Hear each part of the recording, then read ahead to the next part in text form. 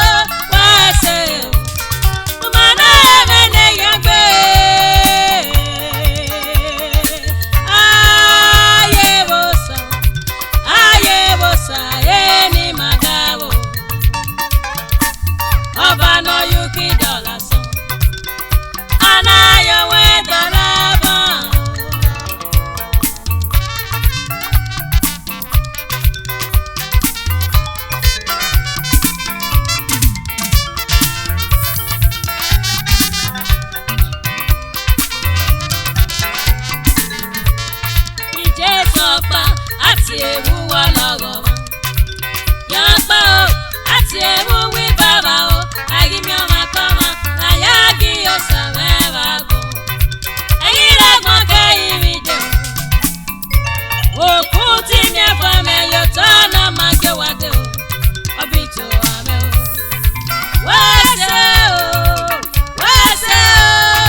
wase umana mene yabe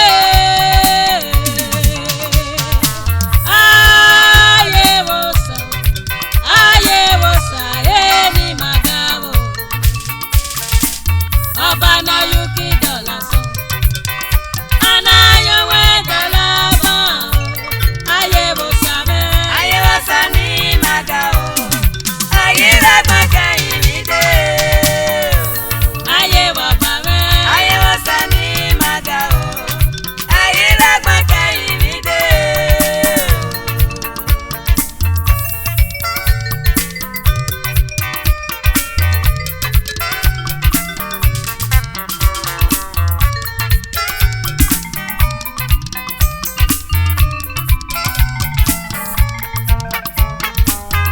Osa nene duplicate. Then you know the love ye me. Oba ne te.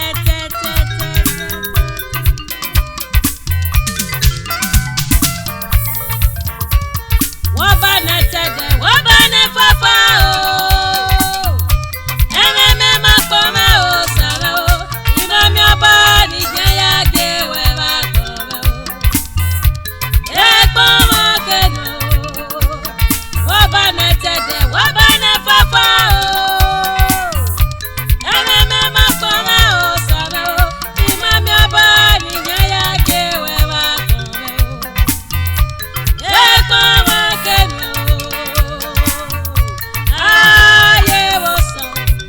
Aye wosa, eni magaro.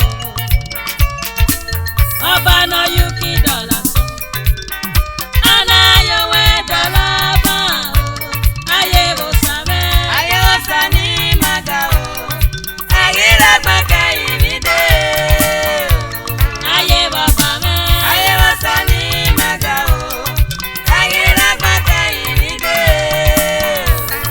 Aye la magai nide. Aye la magai nide. Aye la magai nide. Aye la magai nide. Imami oba ni jaya gyosa mera muero. Aye la magai nide. Imami oba ni jaya gyosa mera muero. Aye la magai nide. Aye la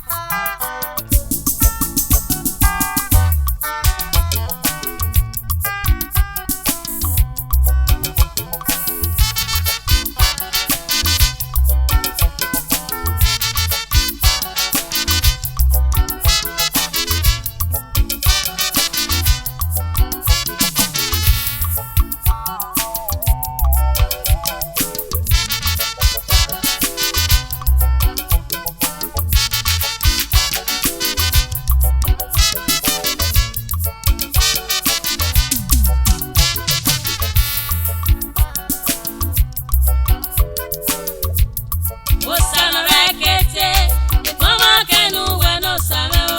Wese o, baba wese o. Oba me no yose, mama kenu we no same o. Wese o, baba wese o. Wese o, oba me wese o. Wese o, e baba no lo wese o.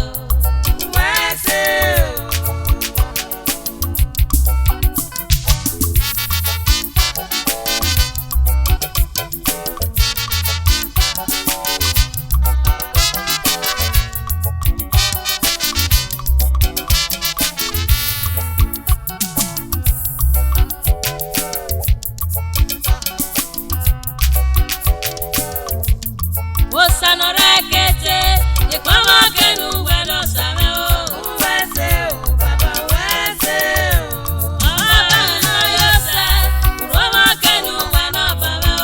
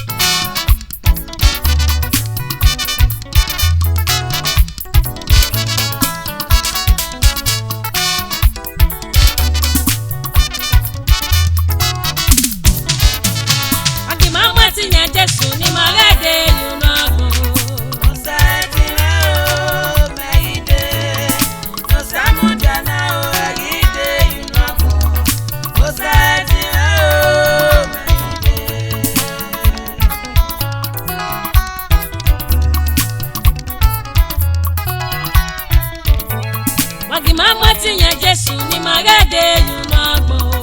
Osa Itutierhue meide. Osa mudana o ayide yunagbo. Osa Itutierhue meide.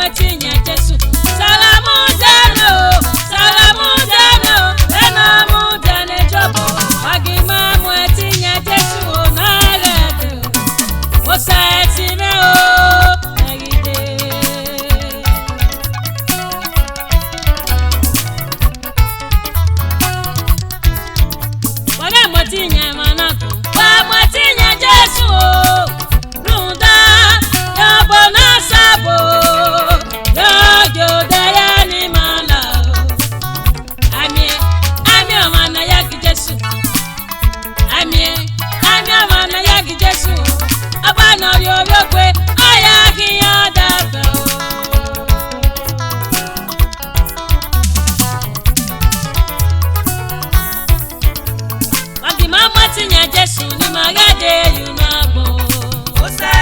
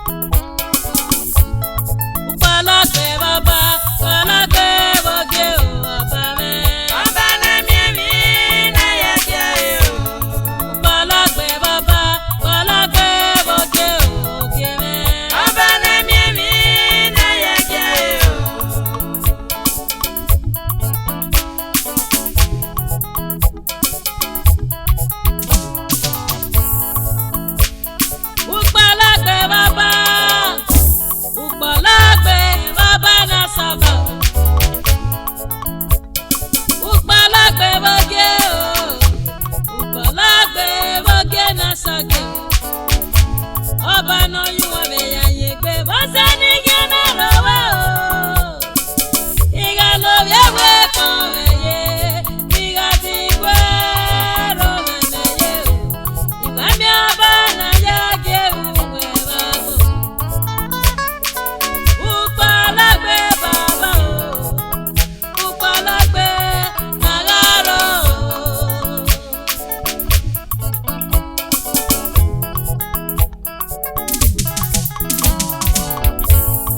Obana mawazena okele kete yo sandi na wa egbata moya keni mabege keni mama bege ibami obana ya ke yebabo otumage juda eyengi yo sanori amela tiawokuta ekena mena la biebo mama yo ibami obana ya ke yebabo upalagbe baba o upalagbe nagaro upalagbe baba upalagbe bote o baba Abana miemi na yake o. upalagbe baba bote o kebe Abana miemi na yake o.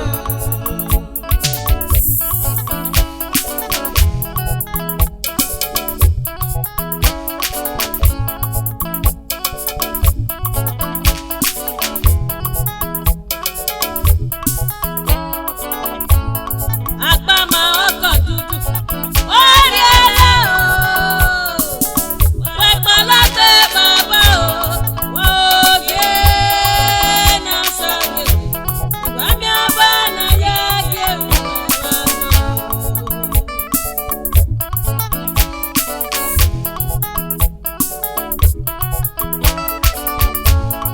Apama ọkọ̀ dúdú orí ẹlẹ́ o wẹ́pọ̀lọ́gbẹ́ bàbá o wọ́ọ̀gẹ́ náà sọ̀gẹ̀ ìgbà mi ọba náà yẹ gé wọ́n.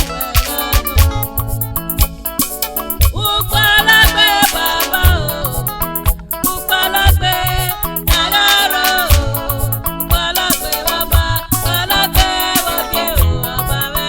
Abana miemi na yake o. Upalagbe baba boke o kebe. Abana miemi na yake o. Abana miemi na yage o abawe. Abana miemi na yake o. Abana miemi na yage o kebe o.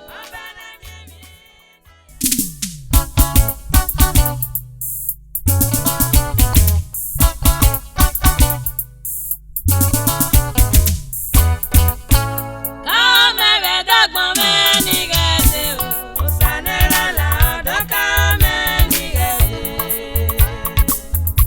Osaga kalmo ma ebi biode. Kamere gewa meni gese o. Osanera la odoka meni gese.